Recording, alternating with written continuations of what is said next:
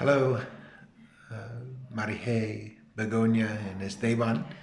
Just a quick review of some of the things we talked about. We talked about many things, but we did talk about the history of the English language, which was Anglo-Saxon, what is generally called a Germanic language of the family of Northern languages of Europe. But in 1066, the Norman invasion led to a thick layer of French vocabulary over the Anglo-Saxon. So the basic vocabulary, this and that, table, chair, door, punch, fish, meat, fight. A lot of these words are Anglo-Saxon, and you know them because they're short and they end in a GHT or a T or a CK, right? That's the Anglo-Saxon. But then we have a lot of the French. Then we had, during the Enlightenment, more Latin come into the language through science and industry. So it's quite a mix.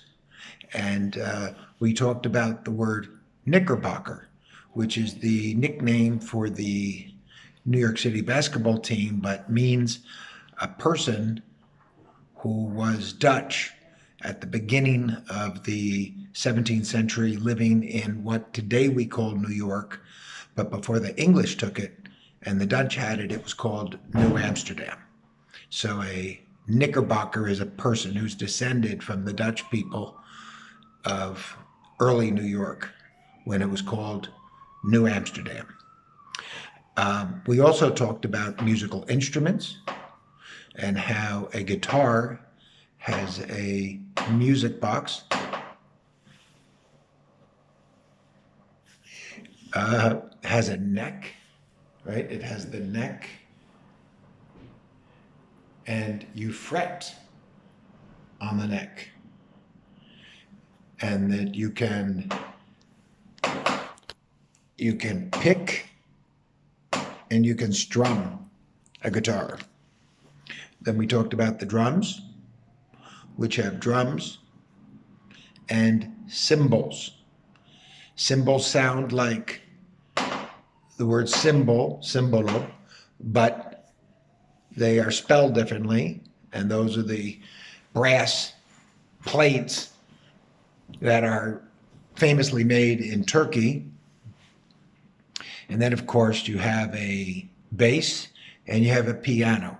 And the piano has inside it not a sound box, but a sound board. I think because the strings resonate against a board. And there is a keyboard where you can play the keys of the piano, the white keys and the black keys, and you put your foot on the pedals, just as you would in Spanish. But we talked about the word board, the chalkboard, the chessboard, the keyboard, the soundboard, and smorgasbord.